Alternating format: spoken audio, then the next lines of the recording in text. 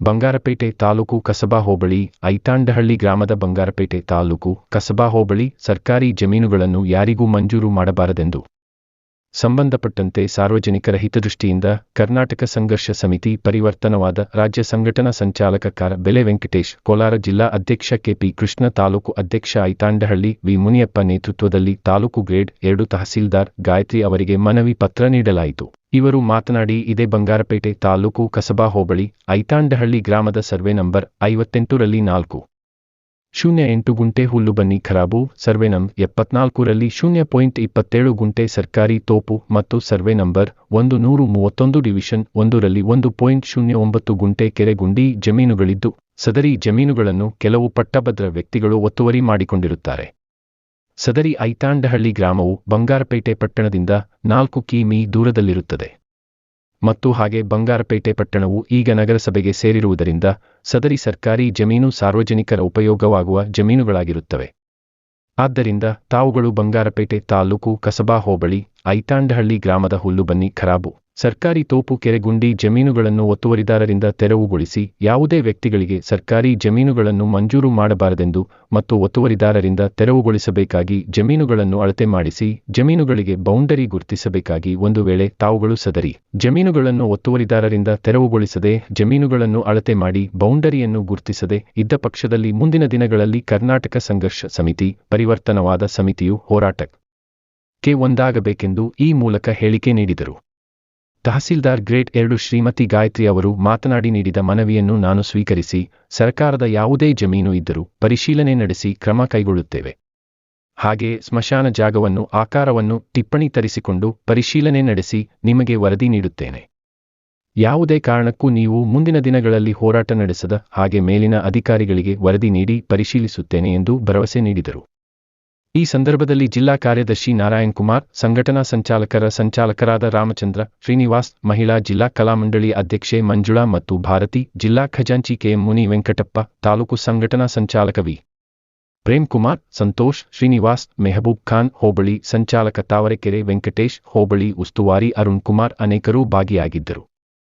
ವರದಿ ತ್ರಿಷಾ, ಕಿರಣ, Kannada news channel. ಅವರೆಲ್ಲ ಒಟ್ಟಿಗೆ ಸರ್ವೆನೂ ಮಾಡಿದ್ರು. ಮತ್ತು ಅವರು ಅಂಜಲಿ ಅಂತ ಒಬ್ರು ಇದ್ರು ಮೇಡಮ್, ವಿ ಎಸ್ ಅವ್ರು ಆಯಿತು ನಾನು ರಿಪೋರ್ಟ್ ಕೊಡ್ತೀನಿ ಅಂದರು. ಆಮೇಲೆ ಅವ್ರು ಏನು ಅದ್ರ ಬಗ್ಗೆ ಏನು ಹೇಳಿಲ್ಲ ಮೇಡಮ್. ಅವರು ಈಗ ನೀವು ಒಂದು ಒಳ್ಳೆಯ ಅಧಿಕಾರಿ ನಮ್ಗೆ ಖುಷಿ ಆಗುತ್ತೆ ಮೇಡಮ್. ಅವತ್ತೇ ಬಂದು ನೋಡಿದಾಗ ನಮ್ಗೆ ಅರ್ಥ ಆಗಿತ್ತು, ಈಗ ನಮ್ಮ ನ್ಯಾಯ ಸಿಗತ್ತೆ ಅಂತ ನಂಬಿಕೆ ಇದೆ, ಅದ್ರ ಎರಡನೇ ಮಾತೇ ಇಲ್ಲ. ಆ ಕಾರಣಕ್ಕಾಗಿ ಈಗ ನಮ್ಮ ರಾಜ್ಯಾಧ್ಯಕ್ಷರು ಹೇಳಿದ್ರು, ಈ ಥರ ಗುಂಡು ತೋಪು ಮತ್ತು ಹುಲ್ಲು ಬಂದಿ ಖರಾಬಿದೆ, ದಯವಿಟ್ಟು ಸರ್ಕಾರಕ್ಕೆ ವಶಪಡಿಸ್ಕೋಬೇಕು. ಇದು ಬೇರೆ ಜಮೀನುಗಳಾಗಲು ನುಂಗಿ ನೀರು ಕುಡಿತಾರೆ, ದಯವಿಟ್ಟು ಅದನ್ನು ಬಿಡಬೇಡಿ, ಅದನ್ನು ಸರ್ಕಾರಕ್ಕೆ ವಶಪಡಿಸ್ಕೊಳ್ಬೇಕಂತ ತಮ್ಮ ಗಮನ ಕೊಡೋದಕ್ಕೆ ನಾವು ಬಂದಿದ್ದೀವಿ. ಈಗ ನಮ್ಮ ಜಿಲ್ಲಾ ಕಾರ್ಯದರ್ಶಿ ಅವರಿಗೆ ಬಂಗಾರಪೇಟೆ ತಾಲೂಕು ಬಂಗಾರಪೇಟೆ ಮಣ್ಣೆರೆ ವಿಷಯ. ಬಂಗಾರಪೇಟೆ ತಾಲೂಕು ಕಸಬಾ ಹೋಬಳಿ ಐತಾಂಡಹಳ್ಳಿ ಗ್ರಾಮದ ಸರ್ಕಾರಿ ಜಮೀನುಗಳನ್ನು ಯಾರಿಗೂ ಮಂಜೂರು ಮಾಡಬಾರದೆಂದು ತಕರಾರು.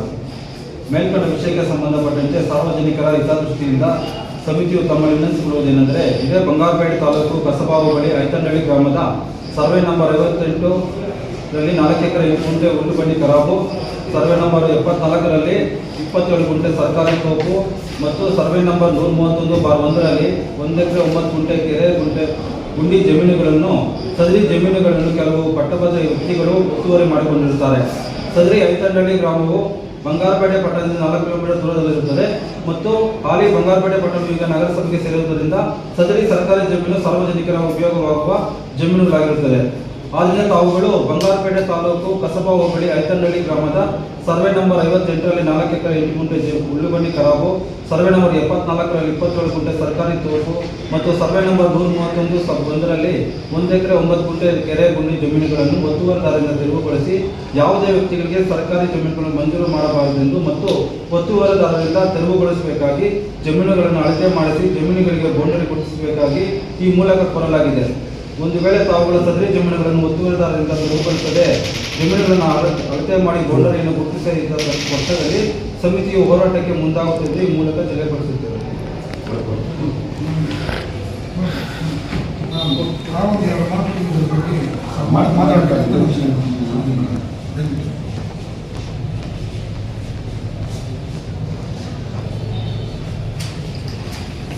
actually ಐತಾಂಡಹಳ್ಳಿ 58 4 ಎಕರೆ ಅದು. ಮತ್ತು ಕಾಮಸಮುದ್ರದ 50 ನಾನು ಆಲ್ರೆಡಿ ರಿಪೋರ್ಟ್ ತರಿಸ್ಕೊಂಡಿದ್ದೀನಿ. ಅವ್ರು ಏನು ಹೇಳಿದ್ದಾರೆ ಅನ್ನೋದು ರಿಪೋರ್ಟಲ್ಲಿ ಅಲ್ಲಿ ಸ್ಮಶಾನ ಇದೆ, ಅವ್ರಿಗೆ ಏನು ತೊಂದರೆ ಇಲ್ಲ, ಪಬ್ಲಿಕ್ ಪೀಸ್ಫುಲ್ ಆಗಿ ಅಲ್ಲಿ ಇದು ಮಾಡ್ತಾರೆ, ಅಂತ್ಯಕ್ರಿಯೆ ಮಾಡ್ತಿದ್ದಾರೆ ಅಂತಲೇ ರಿಪೋರ್ಟ್ ಕೊಟ್ಟಿದ್ರು ನನಗೆ, ನಾನು ಫೋನಲ್ಲಿ ಮಾತಾಡಿ ಕೇಳಿದಾಗ. ಸೊ ಅದು ವಾಸ್ತವಾಂಶ ಏನಿದೆ ಅಂತ ಮತ್ತೊಮ್ಮೆ ಪರಿಶೀಲಿಸ್ತೀವಿ. ಮತ್ತು ಇನ್ನು ಇದದ್ದು ಐತಾಂಡಹಳ್ಳಿದು ವಿಚಾರ ನಮ್ಮ ಮೇಡಮ್ ಗಮನಕ್ಕೆ ತಂದಿದ್ದೀನಿ. ಅದು ಏನು ಇದಾಗಿದೆ ಅಂತ ನನಗೇನು ಮಾಹಿತಿ ಇಲ್ಲ ಅದ್ರ ಬಗ್ಗೆ, ಅದನ್ನು ತರಿಸ್ಕೊಂಡು ನಾನು ವಿಚಾರ ಮಾಡ್ತೀನಿ. ಸೊ ಆ್ಯಕ್ಚುಲಿ ಇದು ನೀವು ಹೇಳಿದ ಹಾಗೆ ಹುಲ್ಲು ಬನ್ನಿಯ ಜಾಗನೋ ಖರಾಬು ಎಲ್ಲ ಗುಂಡು ತೋಪು ಎಲ್ಲ ಕೆರೆ ಅಂಗಳನೋ ಎಲ್ಲನೂ ಅದು ಸರ್ಕಾರದ್ದೇ ಸೇರಿದ್ದು, ಅದರಲ್ಲಿ ಮತ್ತೊಂದು ಪ್ರಶ್ನೆ ಇಲ್ಲ. ಸೊ ಅದು ನಮ್ಮ ವಶಕ್ಕೆ ನಾವು ಖಂಡಿತ ಯಾರೇ ಒತ್ತುವರಿ ಮಾಡ್ಕೊಂಡಿದ್ರು ಅದನ್ನು ನಾವು ಖಂಡಿತವಾಗ್ಲೂ ತಗೊಳ್ತೀವಿ, ಸರ್ಕಾರದ ವಶಕ್ಕೆ ನಾವು ತಗೊಳ್ತೀವಿ. ಇದು ಒತ್ತುವರಿ ತೆರವು ಮಾಡೋದು ಅನ್ನೋದಕ್ಕಿಂತ ಸ್ಮಶಾನ ತುಂಬ ಅತ್ಯವಶ್ಯಕವಾಗಿರುವ ಒಂದು ರಿಕ್ವೈರ್ಮೆಂಟ್ ನಮ್ಮ ಪಬ್ಲಿಕ್ಗೆ. ಒಬ್ಬ ಮನುಷ್ಯ ಇರೋದ್ಮೇಲೆ ಅವ್ರಿಗೆ ಬೇಕಾಗಿರೋದು ಬೇಸಿಕ್ ಮೂಲಭೂತ ಸೌಲಭ್ಯ ಇದು ನಮ್ಮ ಸ್ಮಶಾನ ಅನ್ನೋದು. ಸೊ ಅದು ಅಂತ್ಯಕ್ರಿಯೆಗೆ ಕಷ್ಟ ಆಗ್ತಿದೆ ಅನ್ನೋದು ತುಂಬ ಅಂದರೆ ಇದು ಹೇಗೆ ಇದು ತುಂಬ ತಪ್ಪಲ್ವಾ ಅಂತ ಅನಿಸುತ್ತೆ.